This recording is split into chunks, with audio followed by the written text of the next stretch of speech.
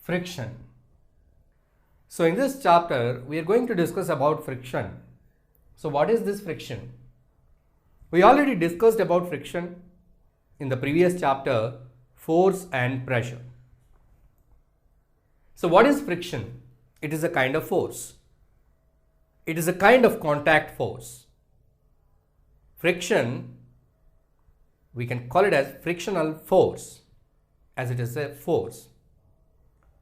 So we're going to discuss about the frictional force, what it is and how it is affected, and what are the uses, advantages with this force, and what are the disadvantages with this force. So frictional force, as I told you, the frictional force is a contact force. It is a contact force. That means the force that comes into play when two surfaces, when two objects or when two bodies are in contact, then it comes into play. You can feel the frictional force. If you rub your hands this way, you will generate some heat. This is out of the frictional force. Due to the frictional force, heat is generated here. You keep or you just kick a ball on the road or on a ground. Just you kick it. The ball, it moves, it travels some distance, and finally it stops at one place. Just you throw a wheel, a tire, cycle tire, it rolls. After rolling some distances, it falls down. So if you have any pencil, round pencil, you roll the pencil on the table, it will roll. After some time, it will stop. What makes these objects stop? So in the force lesson we studied, an object cannot be stopped without applying force. But here you are not applying any force, the ball automatically stops. Can I use the word automatically? So here is a ball, just you kicked it, it will move to some distance, then it will stop. So what is stopping the ball?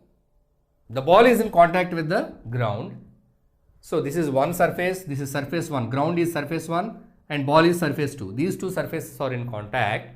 When two surfaces are in contact and one of the object is moving, the other object, it applies the force in the opposite direction, that is the frictional force.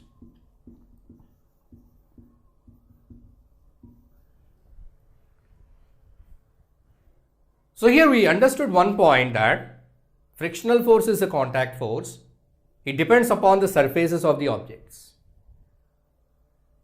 The surfaces of the two objects which are interacting, they should come in contact with each other. So then the frictional force, it works and it makes the moving bodies stop.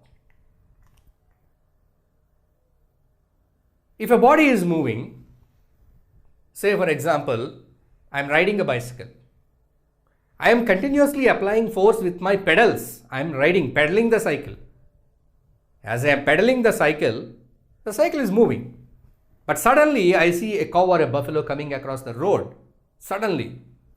Then what do? I need to apply some force to stop the bicycle. Otherwise I may hit the buffalo. So what do? Then immediately I apply the brakes. So what I am doing by applying the brakes? By applying the brakes, I am making the wheels to get stuck. The wheels are rolling. I am making the wheels to stuck. The surface of the wheel and surface of the road, there will be more friction. Then because of the friction, the bicycle stops. So this is the surface. Here are the wheels of the bicycle.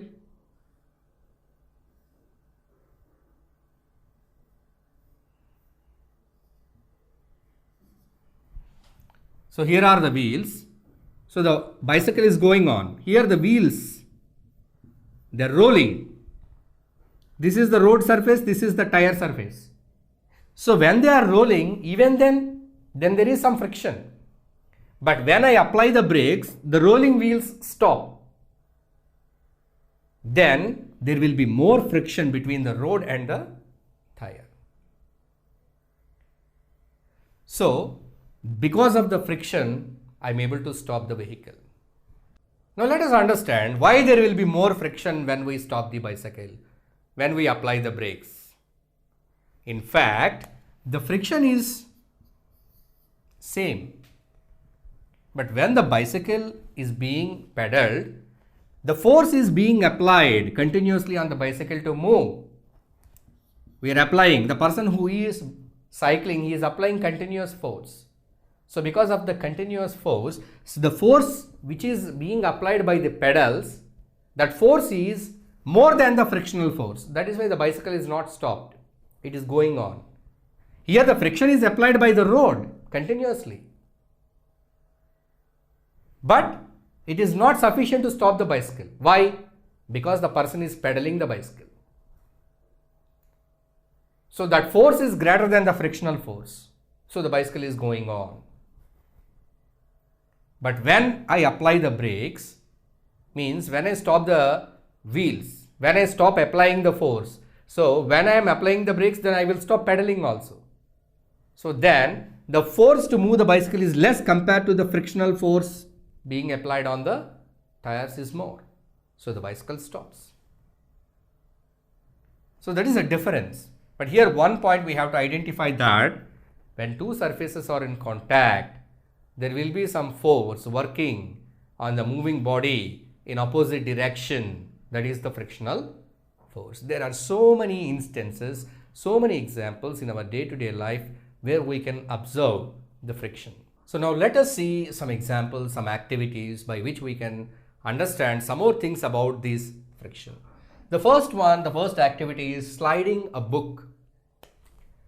So on a flat surface table. So there is a table.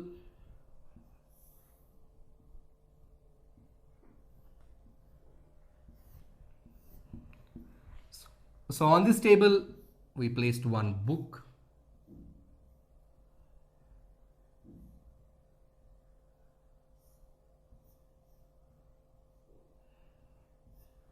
One book. So you are sliding the book, just you are pushing the book, it is moving. Right? So you have to apply some force to move the book. You try it from this direction, you have to apply some force. So now what? You feel that it is little bit heavy. You can see that the book is very heavy. Just think it is some Oxford dictionary, some heavy book, or encyclopedia, heavy book. So you need to apply more force. It needs more pressure to move. So you need to apply more force from both sides. The force should be more, the strength should be more.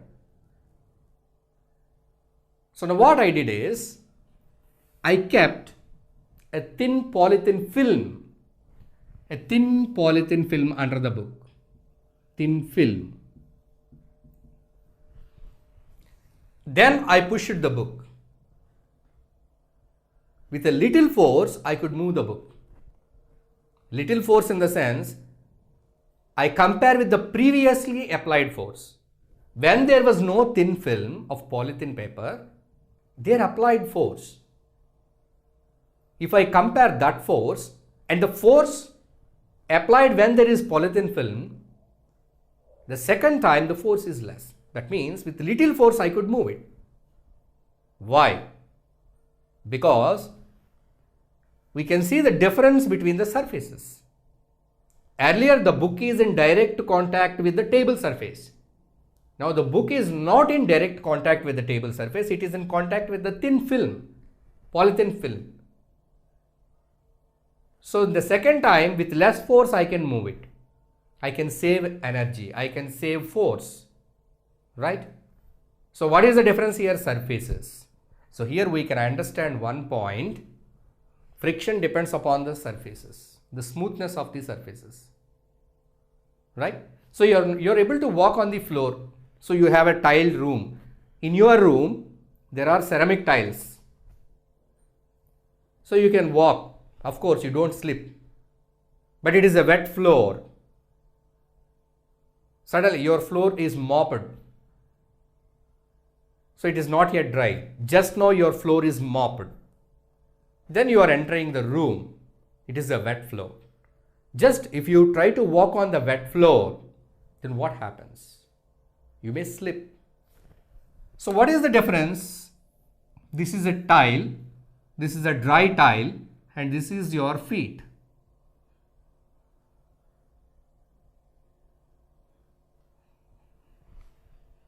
So the surface is dry tile and your skin. These are the two surfaces. They are a bit rough. So there is more contact. So there is more friction. You don't slip. Wet floor. So this is the wet floor. Here is the water droplets or water film. So here the water is in the form of a thin film. So when you put your leg, because of the thin film, the contact between the tile and your leg is not intimate. So the surfaces are smoothened by the water film. So you will slip. So with this example, what we can understand? The surface is very important in relation to the friction. The friction will be more with rough surfaces. The friction will be less with flat surfaces or smooth surfaces. So you might be knowing the game Carom's board. So there will be a board which is having holes or pockets on four sides. You have a markings here and you will be having a striker with which you strike the coins. So you hit the coins, you need to apply more force and you are not sure these coins are simply sliding into the pockets. The friction is more. To reduce the friction, what do? You apply some powder. So when you apply some powder, the coins, they slide so quickly, so smoothly, because the friction between the coin and the board is less, reduced because of the powder. How can water reduce friction here? How can powder reduce friction here?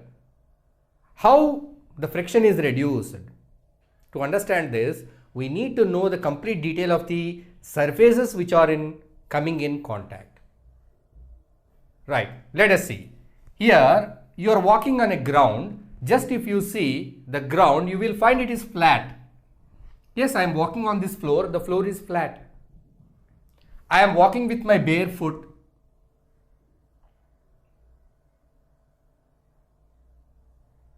I am walking with my bare foot. You may just think that, yes, the ground is flat, my feet are flat, but even then I am able to hold the grip, I am not slipping. Why? See, the surfaces, they may appear flat from long distance. If you go to the minute detail, just if you see this part in a magnifying glass, if this is your leg will be having so many irregularities like this. And this is the floor will be having so many irregularities like this. We cannot see with our naked eye. If you observe it closely with the help of a magnifying glass, then you can see that. So these irregularities. The floor is not flat, it is irregular. Otherwise you don't get the grip. If it is very flat, so fine, so smooth, just you will slip off. There are irregularities. So these irregularities on your feet and the irregularities on the surface, they will come in contact, they are intimate. They are locking each other. See, when these two rough surfaces, they come in contact, they lock each other. So the friction is more between two rough surfaces compared to two smooth surfaces. Right?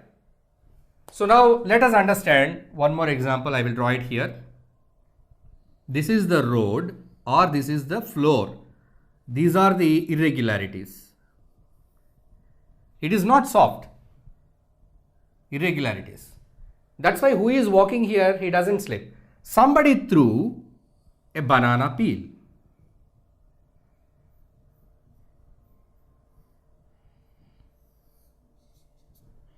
This is a banana peel. So when this banana peel falls on the irregularities, the banana surface is smooth. If somebody keeps their feet here, they will slip. Because the rough surface is made smooth by the banana peel. That is the reason. So surface is very important. When there are two objects, they are coming in contact, and if the two objects, they have a rough surface, the friction will be very high. If the surface of the object is smooth, friction is less. Say you have two balls in your hand, A, B. Two balls. One ball is a plastic ball. Plastic. One ball is a woolen ball. Woolen.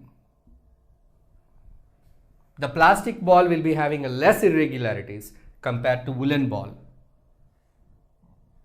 or cloth ball, or rubber ball. Just you kept the balls on same surface, on the same table.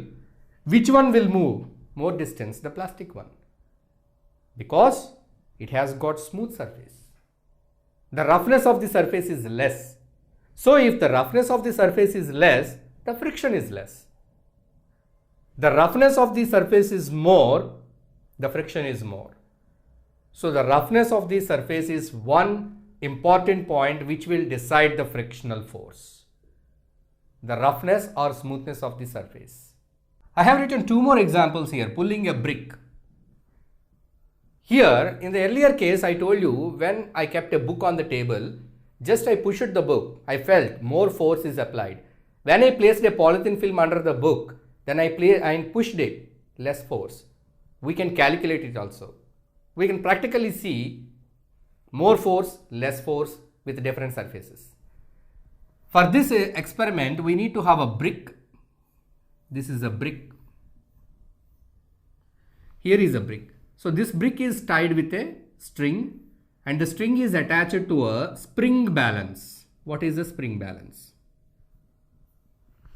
Spring balance is a device which is used to weigh the mass of an object, weight of an object, right? So weight of an object. So here is the spring balance. So we are pulling the end of the spring balance. Here we can see the reading. How much force we are applying to pull the brick? How much force we are applying to pull the brick? We are applying 500 grams, just you think. 500 grams to pull the brick. Now, I wrapped the brick in a polythene sheet, thin polythene sheet, a very flat polythene sheet. I wrapped the sheet around this brick. Now I am pulling with the spring balance again. Now will it be 500 grams again? No, it is less, 250 grams. Why? The force is reduced. With little force you can pull because of the polythene film. The difference between the surface. Earlier, the brick is on the table. Brick is a rough surface, table rough surface. Both are rough surfaces, more friction. More force has to be applied to move. Less friction, less force has to be applied to move. That is the case. Now see the another example, rolling a pencil. So a boy, he kept a book like this and another cardboard like this on the table. So this is a ramp.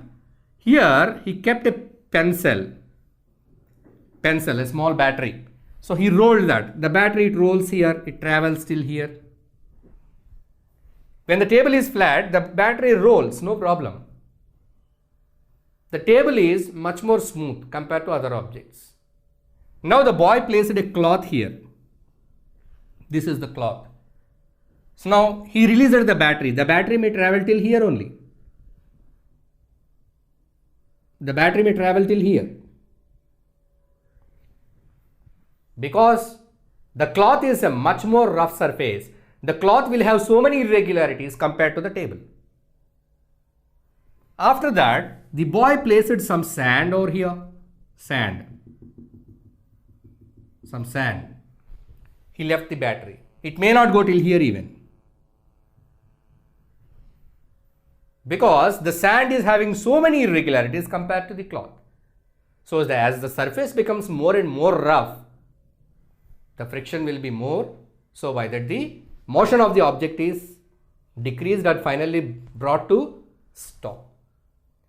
So the friction depends on the surface. It is proved by the different activities which we have seen here.